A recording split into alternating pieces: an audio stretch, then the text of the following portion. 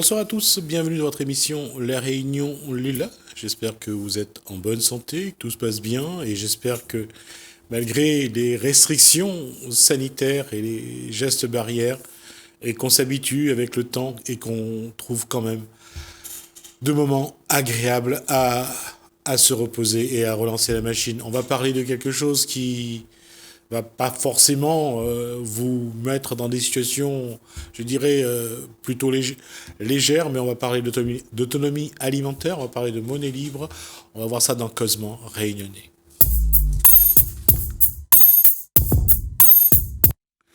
Bonsoir Frédéric Amani. Bonsoir Jesmi. Collectif Bonsoir citoyen tout le monde. 974. Oui, collectif citoyen 974. J'allais dire, quand je disais que parler d'autonomie alimentaire, parler de monnaie libre, ce n'est pas des sujets qui rassurent souvent les gens habitués à des protocoles très marqués. Et pourtant, ça peut être fun de parler d'alimentation, d'autonomie alimentaire, de monnaie libre, de convivialité, tout peut se faire dans ce sens. Quand on définit ce que c'est, oui. Mais quand on n'est pas... Oui, c'est des sujets sérieux. Voilà. Déjà, l'autonomie alimentaire, c'est quoi une autonomie alimentaire? Et même, je pousserai plus loin, j'irai jusqu'à sécurité alimentaire. D'accord. Une autonomie alimentaire, c'est d'être en capacité pour un territoire, s'il y a un problème demain, un problème d'approvisionnement, nous, on est une île, en bateau ou en avion, de se dire que on s'inquiète pas, justement, on vit tranquillement parce qu'on a toutes les ressources qu'il faut sur l'île et on n'a pas de risque au niveau alimentaire de pénurie. Ce qui n'est pas le cas. Il me semble que ce n'est pas le cas. Oui, et quand on regarde les chiffres d'importation, c'est à peu près 4 milliards d'importations pour à peu près, allez, on va dire 400 ou 500 millions d'exportations. Oui. Et donc, c'est quand même... voilà. Affolant. Tout à fait. Et nous, comme tu connais, on a déjà fait une émission avec Isabelle Payette de Zarlor la Terre. Ouais. On s'est juste posé en premier lieu la question du riz, la question de qui est une des denrées alimentaires qu'on consomme en masse à La Réunion et qu'on ne produit pas. On ne produit pas déjà... Ou très peu. D'accord. Bon, on va dire que Madagascar est à côté et à la rigueur, le riz malgache, même si ça rentre pas dans les accords commerciaux d'Europe et surtout avec les pays d'Asie, on pourra toujours aller quémander ou aller mendier un peu de riz à Madagascar. Je sais pas, j'espère. Je souhaite. Parce que, mine de rien, 2018, on a une crise gilet jaune qui paralyse le port, que tout le monde sait. Personne n'avait prévu l'arrivée du Covid, qui, mine de rien, met à mal quand même notre économie et met à mal notre circulation de fret, de bateaux, tout ça. Et c'est des choses qu'on ne prévoit pas et c'est quand même à 2 ans d'intervalle, ce qui est tout proche quand même. Hein. On se demande, on a presque envie de se demander, mais qu'est-ce qui va arriver prochainement quand celle-là sera finie? Ouais, et ça nous montre aussi la fragilité d'un système économique qui est basé sur l'importation. Tout à fait, totalement. On voit là, à l'heure d'aujourd'hui, je pense que beaucoup de Réunionnais, beaucoup de gens, même dans le monde entier, ont pris conscience de la fragilité de leur territoire en termes d'alimentaire en cas de crise, tout simplement. Et nous, plus particulièrement. On le voit dans plein de discussions, sur les réseaux sociaux, mais en dehors des réseaux sociaux, tout le monde en parle. Je sais pas ce qu'on veut dire. Et il y a, que ce soit pour l'événement des Gilets jaunes en 2018, ou que ce soit pour l'événement Covid depuis mars 2019, il y a un point où le Réunionnais se retrouve à chaque fois, c'est en grande surface. Bah, actuellement, c'est le système qui est privilégié pour approvisionner la population en denrées alimentaires. Ouais. Et c'est un système qui fonctionne avec les importations. On a, pour autant, on a sur l'île, on a quand même beaucoup de réseaux de proximité, comme sont les marchés forains, Oui, qui ont été un peu mis à mal dans le... Oui, mais nous avons un problème avec les marchés forains. C'est que c'est un lieu fixe, oui, et que se déplacer, c'est pas simple. Ouais. Déjà en temps normal avec la circulation. Tout à fait. Et lorsqu'il y a le Covid, ou alors lorsqu'il y avait les gilets jaunes, il n'y avait plus rien. Il y avait de la difficulté, oui, une grande difficulté. D'accord? Ouais. Et la question à La Réunion, et depuis un moment, cette question est posée, c'est qu'est-ce qui va se passer si nous n'arrivons pas à mettre en place un réseau de livraison? Il y a cette question-là. En fait, la question de l'autonomie alimentaire regroupe un ensemble d'étapes et pluridisciplinaires, d'où la production. Qui dit production dit avoir de quoi produire, c'est-à-dire la semence, la base. Ensuite, la logistique de distribution. C'est tout un ensemble de paramètres à mettre en place. Et en effet, à l'heure d'aujourd'hui, je ne suis pas sûr qu'on a la logistique. On a les moyens. On a les moyens. Il y a les véhicules, il y a les voitures, il y a tout ce qu'on veut en termes de moyens. On a les sites, les marchés forains, les places de marchés forains et tout ça. On a un ensemble de moyens.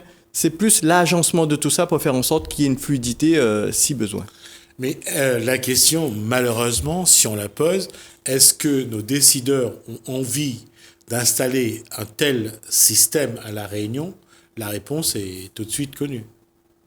À la rigueur, à notre niveau, nous, on questionne beaucoup plus la société civile. On n'est pas vraiment tourné vers... même si on suit ce qui se passe au niveau des décideurs, au niveau des institutions et tout ça. Mais j'ai envie de dire, le réseau de communication collectif citoyen 974, lui, ce qu'il fait, c'est qu'il met la problématique sur la table et il demande à monsieur tout le monde d'y réfléchir et de se pencher dessus. Il propose à tout le monde d'y réfléchir et donc on s'attache surtout à donner un visuel en tant que nous, usagers de notre vie quotidienne, en tant que consommateurs et consommateurs de la vie de tous les jours. Comment on verrait les choses et comment on pourrait s'agencer nos différentes logistiques en fonction de là où on habite, en fonction des moyens qu'on a. On est parfois, il y a des chefs d'entreprise, il y a des particuliers, il y a des gens, des bénévoles, des gens qui ont envie de tout faire. Donc on a toutes les compétences là-dedans. Et on essaie de travailler, de penser, de réfléchir à comment on verrait la résolution à l'autonomie alimentaire, par exemple, demain. Sans pour autant aller questionner. De toute façon, ce que les décideurs ils décident ou ils pensent ou tout ça, ça passe à la télé, ça passe partout, tout le monde y a accès. Par contre, ce que nous, on pense, ce que nous, on a envie de faire ou de penser et de mettre en place, c'est à ça qu'on a envie de communiquer les Réunionnais, tout le monde, quoi. Alors, c'est une question de communication, d'accord. Mais est-ce qu'aujourd'hui, en utilisant les réseaux sociaux, en utilisant d'autres moyens plutôt performants aussi, est-ce que cette communication-là, elle passe d'abord, et est-ce qu'elle trouve un intérêt auprès des citoyens français de La Réunion? Alors, dans l'autre sens, elle trouve un intérêt auprès des citoyens de La Réunion qui sont touchés. Donc, pour l'instant, elle n'est pas à grande échelle en termes de communication. D'accord. Elle est accessible, c'est facile à trouver sur Facebook et sur... Même, on a sorti des articles de presse ou des choses comme ça, mais ça reste encore, pour l'instant, pas de grande ampleur. Et je pense qu'on a envie que ça sorte, c'est pour ça aussi que je viens ici, c'est pour ça aussi que d'autres communiquent sur d'autres manières ou ici aussi. Et je trouve qu'il y a un intérêt quand même à faire savoir ce qu'on peut penser, ce qu'on a envie de faire. Parce que là, on fait le constat qu'on est fragilisé au moins de petits pépins à chaque fois que les routes sont bloquées. S'il y a une maladie, comme en 2006, il y a eu le chikungunya, il y a tout un système qui est immobilisé. Oui. Et La Réunion et on ne voit pas de réaction des décideurs à trouver justement une réponse. Mais ils l'ont peut-être pas, hein. Est-ce qu'ils veulent trouver? Je sais pas, faudrait leur poser la question, mais moi je dis, si eux ils trouvent pas, ils pensent pas, ils n'ont pas les solutions. Si nous, on a des propositions, on a des solutions, on a des choses comme ça, autant qu'on les mette en place, qu'on les réfléchisse et qu'on voit comment on peut les communiquer. Soit demain, puisqu'ils n'ont pas de solution aujourd'hui, ils voient que d'autres ont des solutions, ou ils voient des ébauches de solutions, ils s'y intéressent, soit la population elle-même. Alors, on va prendre l'exemple au moment du confinement. Oui. Quand il a fallu apporter des légumes et des fruits à des personnes. Votre association, votre collectif a participé à ça. Oui. Comment ça s'est déroulé? C'est-à-dire qu'on a mis 2 mois, au bout de 2 mois, d'ailleurs on avait fait une interview là-dessus, sur le projet plateforme, où on avait élaboré tout un schéma logistique permettant un approvisionnement de la population, qui était assez complexe en fait à réfléchir et tout ça, mais on était arrivé au bout. On avait même fait expertiser par des assurances, qui y avaient trouvé un intérêt. Et par contre, on n'a pas eu de retour des décideurs concernant cette proposition parce on leur avait envoyé en fait le schéma logistique de mise en place de cette plateforme qui permettrait à tout un chacun dans l'île de disposer des fruits et légumes, et ça permettait de mettre en relation en fait les producteurs et les particuliers. Mais on s'est rendu compte informatiquement que le système logistique n'existait pas, c'est-à-dire le mode de commande tel qu'on l'avait pensé était une totale innovation. J'invite les Réunionnais, j'invite tout le monde à aller voir l'émission qu'on avait fait, je crois que c'est début d'année, sur plateforme, sur le projet plateforme, qui est passé un peu dans la presse aussi. Mais on n'avait pas les moyens financiers de mettre ça en œuvre, parce que ça demandait du développement d'outils informatiques, ça demandait des sites. À la rigueur, on aurait eu des partenariats avec les sites. On avait contacté quelques communes qui nous avaient confirmé la possibilité. Néanmoins, nous n'avions pas, nous, particuliers, les moyens de mettre ça en œuvre. Et a été choisi par ceux qui décident d'autres solutions, qui sont d'autres solutions. Je ne vais pas juger les autres solutions, mais il y en avait une en tout cas qu'on avait proposée qui n'a pas été entendue. Pour autant, j'apporte l'information que nous continuons à développer cette partie-là, cette partie logistique qui nous manquait. Bien sûr, ça nous prend du temps, parce qu'on est des particuliers, on le fait sur notre temps de bénévolat, on utilise des moyens différents. Néanmoins, on y est attaché, parce qu'on continue de travailler sur l'autonomie alimentaire, donc les différentes étapes de l'économie alimentaire, aussi bien sur la production de riz, on y est toujours. Donc des choses se passent, et d'ailleurs je voudrais faire un point là-dessus pour informer le public, la Réunion.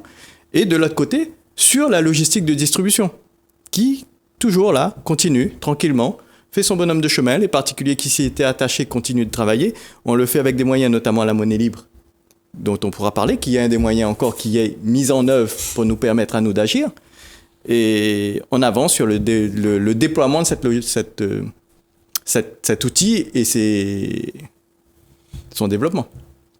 Parce que sur les paniers de légumes ou de fruits qui étaient livrés, qui étaient achetés donc par les Réunionnais, c'était de sortir des habitudes d'avant et là de se faire livrer. Est-ce que ça, en tant que changement, est-ce que la population a vécu ça? Comment la population a vécu ce changement? En fait, la première problématique, c'était vraiment de pouvoir faire en sorte que les gens puissent s'approvisionner. En deuxième étape, qu'ils se fassent livrer s'ils ne peuvent pas venir. C'est surtout ça. Mais déjà, en période de confinement, il n'y avait pas l'approvisionnement total. C'est surtout garantir l'approvisionnement total. Et en deuxième lieu, faire en sorte que ça arrive chez le particulier qui veut. Au moment de la crise, il y avait un engouement. Sorti de la crise, les supermarchés ouvrent, les lieux ouvrent et les gens reprennent leurs habitudes. Sauf une partie quand même qui reste conscient, mais qui est confrontée au fait que les solutions n'existent pas, ou pas encore. C'est-à-dire qu'il n'y a pas de livreur aujourd'hui, où il y en a quelques-uns, mais qui ne peut pas toucher le volume de vendeurs. Et à partir du moment où la livraison, parce que est-ce que les agriculteurs avaient le volume demandé déjà? Est-ce que les agriculteurs ont une production suffisante pour répondre à la demande Il me semble que les agriculteurs auraient eu à ce moment-là une offre suffisante. Parce qu'on était il n'y a pas eu de gros cyclones, il n'y a pas eu de rupture d'approvisionnement. Par contre, ils étaient confrontés à la problématique de logistique arrivée au confinement. Et ensuite, l'identification de l'offre aurait mis en évidence cette capacité justement des agriculteurs de fournir.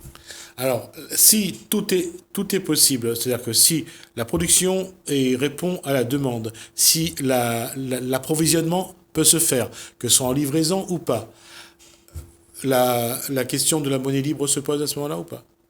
C'est-à-dire, est-ce qu'il faut une monnaie spéciale ou on maintient La question de la monnaie libre, c'est une option possible. D'accord. Quand on réfléchit à l'autonomie alimentaire, depuis un petit moment que nous sommes un ensemble de personnes à y réfléchir, on voit les choses, comme je disais, étapes. La première chose qui a été de vérifier, c'est si autonomie alimentaire, ça veut dire qu'il faut disposer de quelque chose à manger qui remplace le riz, ou il faut disposer de riz. Ce qui veut dire qu'il faut faire en sorte que le territoire puisse, à un moment donné, produire une certaine quantité de riz. Consommation 50 000, ne soyons pas aussi ambitieux. disons la moitié, 25 000, mais mine de rien, 25 000 tonnes de riz, c'est énorme en termes de volume. Quelle surface il faudrait pour en produire Pas tant que ça, il faudrait 4 500, 5 000 hectares. C'est pas énorme. Alors, on va dire que la canne nous prend 20 000 hectares de terrain. Oui, 24 000 à peu près. Ouais. Et, mais indépendamment de la canne, il y a, 8 000, il y a plus de 6 000 hectares de friches. D'accord. La problématique de foncier ne se pose pas en termes de disponibilité de terre, mais surtout en disponibilité juridique. Comment accéder aux terres? D'accord. Voilà. Et ça, c'est très compliqué. Que ce soit par la SAFER ou par d'autres... En tout cas, oui, c'est pas quelque chose qui est évident. Ouais. Et, mais, il y a les terres. On a 42 000 hectares de foncier agricole. On a une capacité de diversification de la canne à sucre. On a encore de la friche. Donc, la question ne se pose pas en termes de surface foncière, mais de mise en œuvre. Et notre plus gros frein n'est même pas le foncier à l'heure d'aujourd'hui, c'est plutôt la semence. C'est-à-dire qu'on en a sur le territoire. Je pense que globalement, je ne sais pas, on doit avoir une centaine de kilos, peut-être un peu plus. J'avais vu à la télé, il y avait une émission qui était passée à la télé qui montrait ça. Mais il nous faut 4 000 tonnes de semences, disons 2 000 tonnes de semences pour arriver à 25 000 tonnes de production. Et ça demande un certain temps de préparation. On se penche un peu actuellement sur le DICRIM. Je ne sais pas si tu connais. Non, je ne connais pas. C'est le document document d'information communale sur les risques majeurs. Donc, c'est le plan des risques catastrophes naturelles, en fait, que toutes les communes doivent avoir. Et toutes les communes l'ont. Par contre, pas toutes les communes ont intégré la sécurité alimentaire dans le plan de prévention des risques majeurs. Or, à La Réunion, plus on y réfléchit, plus ce qui se passe ces dernières années, on se dit que quand même, le risque de pénurie alimentaire devrait être inscrit dans le document officiel du DICRIM des communes. Et je ne sais pas, on n'a pas questionné les communes encore. Certains l'ont fait, certains des amis du collectif l'ont fait à certaines occasions, mais on n'a pas eu encore le temps de se regrouper, d'échanger là-dessus. Et ce serait intéressant de savoir ce qu'il en est au niveau des communes à l'heure d'aujourd'hui concernant le risque de pénurie alimentaire et qu'est-ce qui est prévu de mettre en place. Mais une des solutions aujourd'hui, sur laquelle on anticipe un peu, ce serait la production de semences de riz et la production de racines, de patates, de ce qu'on appelle les ravages, en quantité suffisante pour faire que s'il y a un risque, hop, on déploie. On déploie, ça veut dire qu'on met en place les semences, comme tu disais à la rigueur, on enlève un peu de canne, on récupère la friche et on envoie un plan de production de riz. En 4 mois, on a le volume de riz nécessaire. Mais ça veut dire qu'il faut disposer des conditions préalables. Et c'est là-dessus qu'on travaille un peu. Et est-ce que ça intéresse les politiques ou pas? Pour l'instant, non. D'accord. Après, on n'est pas allé les solliciter, leur en parler, tout ça. On a fait quelques articles de presse de temps à autre. Mais on n'a pas eu de toc-toc. Vous parlez d'un sujet qui nous intéresse. On n'a pas ça encore pour l'instant. Ce qui ne veut pas dire qu'ils ne s'y penchent pas du tout. Ça veut dire qu'on n'a pas été en échange avec eux et il n'y a pas eu l'initiation d'un travail d'échange. D'accord. Alors, on va terminer sur sur cette capacité de la Réunion à mettre en place un système au cas où il faut produire localement. Mais là-dessus, en tout cas, en termes de projection, si j'ai bien compris tout ce que tu as dit, en tout cas, c'est possible. C'est possible. Et là-dedans, juste pour terminer, la monnaie libre est un outil que nous utilisons au niveau du bénévolat. Donc, c'est une monnaie qui ne coûte rien à personne, qui est un système logistique, en fait, qui permet de faire des échanges et de permettre à nous, société civile, de déployer des moyens logistiques, tout simplement, avec une monnaie qui, certains l'appelleront virtuelle, d'autres l'appelleront crypto-monnaie, mais dans lequel on n'investit pas d'euros. Et sur lequel tout le monde peut avoir son compte et dire tiens, moi j'ai telle semence, si tu veux, tu me l'achètes. En fait, on l'achète ou on l'échange parce qu'il n'a pas de coût. Mais sauf qu'on a une comptabilité qu'on tient. Et sauf qu'on a un moyen de s'échanger sur des marchés, des choses comme ça. L'occasion, quoi. Et l'échange, la monnaie libre, et qu'elle soit virtuelle ou autre, comment, ça c'est la question, c'est comment gérer ça avec une population? Parce que si elle est... C'est une monnaie, c'est-à-dire que dans le système de monnaie, on a une sorte de banque, je mets ça entre parenthèses, on a une banque, on a un compte, un identifiant secret, un mot de passe secret, et on fait des virements, et tout le monde peut avoir son compte et se faire des virements avec... Mais comme c'est nous les alternatives qui avons mis en place cette banque, ce qui s'est fait, c'est qu'on a mis à chaque compte de personnes une création monétaire, c'est-à-dire qu'elle s'alimente tout seul. D'accord. On reviendra là-dessus parce que la crypto-monnaie, on voit que le Bitcoin continue sur Internet. Ah, c'est pas la même chose. Hein. Non, c'est pas la même chose. Mais c'est crypto-monnaie. Non.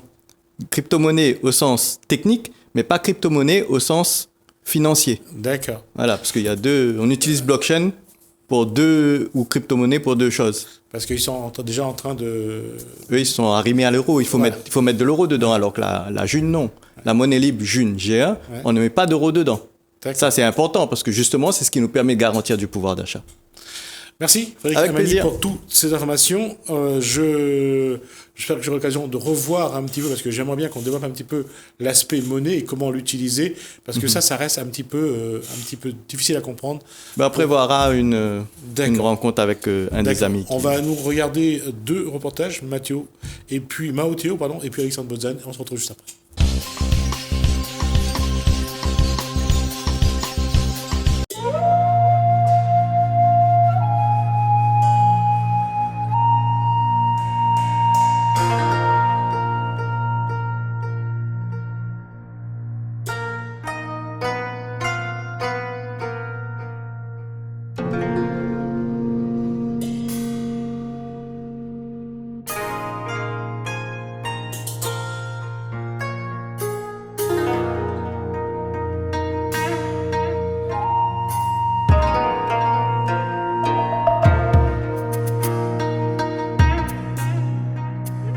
Vous avez vu sur le parking, il y a une partie qui a du broyat comme là. Ouais.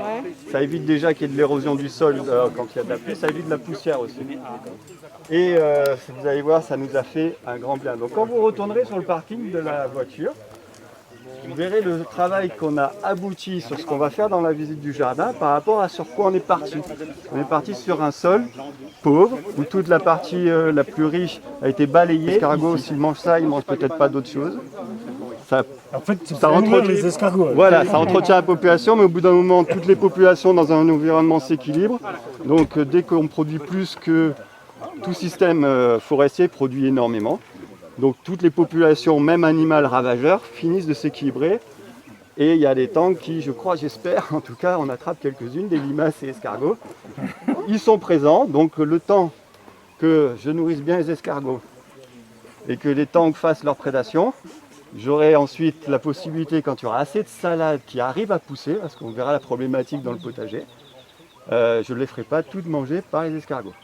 Ce qui n'est pas trop le cas d'ailleurs, ils m'épargnent les salades, mais ils n'épargnent pas les choux. Et juste pour compléter sur le terrassement, en fait, on a dû terrasser pour faciliter en fin de compte le passage des fauteuils roulants ou adapté aux personnes porteuses de handicap. En fait. Ah, on va le D'où voir. pourquoi on a adapté le terrain.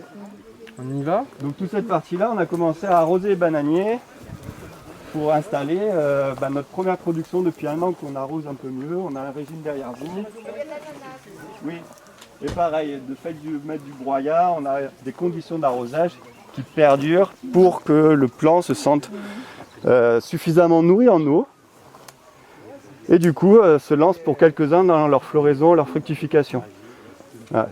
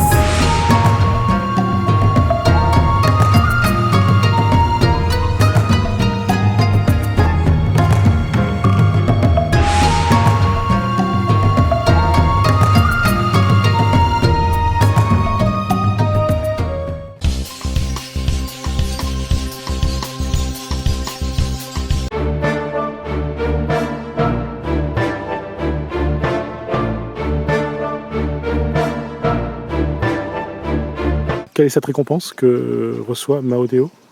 On a reçu le prix de l'ESS, c'est-à-dire l'économie sociale solidaire, donc parrainé par la BRED, le Crédit Agricole, et sous la houlette de la CRES, quoi. Quelle signification pour vous cette récompense? C'est quelque chose qui récompense en fin de compte tout notre acharnement pour ce projet de Jardin du Cœur avec son système tout particulier, c'est-à-dire la permaculture, l'aquaponie, l'agroécologique, l'écologie, le bio, c'est un label, hein, le bio, donc c'est-à-dire une culture sans entrant.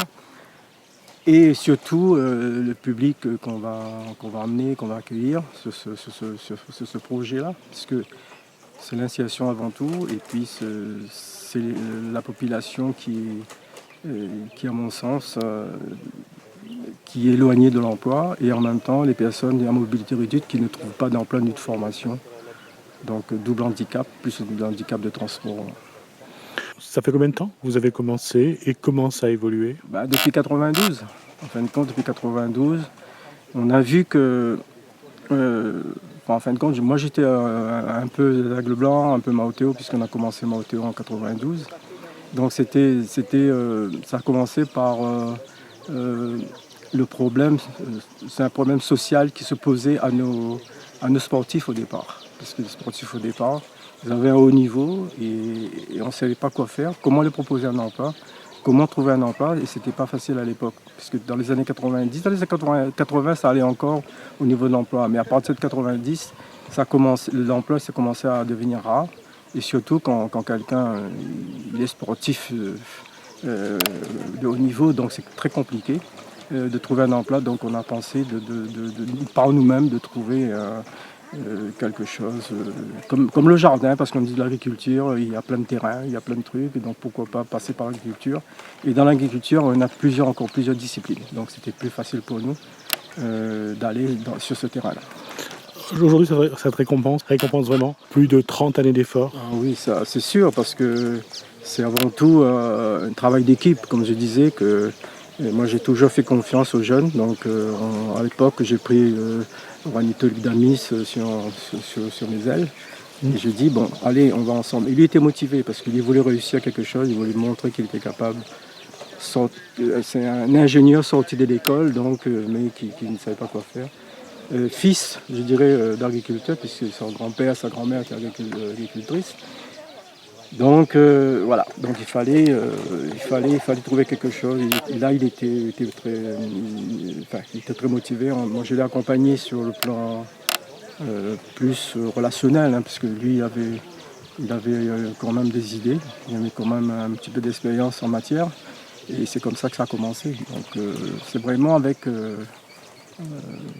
rien, quoi. On est parti de rien pour qu'aujourd'hui, bon là, on se trouve récompensé à la fois par le prix de Dom-Tom en 2016.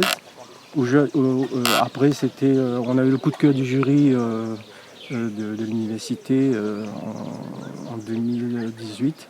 Et là, deuxième récompense, c'est-à-dire après le national, maintenant c'est le régional. Donc, c'est le prix de SS régional. Quelle va être la suite? La suite, c'est par rapport à nos prix, donc essayer de faire valoir qu'on n'a pas travaillé pour rien, que ce prix n'est pas là comme ça, par hasard. C'est vraiment 28 ans de travail, de dur labeur. Et on va montrer qu'on ne s'arrêtera pas là, quoi. Il y a d'autres projets qui émergent, hein. Donc, notre serre aquaponique qui va nous servir de base pour devenir plus tard un établissement adapté. Parce que bon, ça c'est le but premier, c'est monter un établissement adapté, c'est-à-dire pour enfin mettre les personnes prothèses de handicap au travail, les former et puis les orienter, voire même les accompagner, puisque l'association, on a vu les 8 personnes qui sont sorties de l'ACI, comme encore, se mettre au travail. Donc ça veut dire qu'on a beaucoup de chance, on aura beaucoup d'espoir de voir un jour les personnes handicapées au travail. Et non plus calculer sur un pourcentage.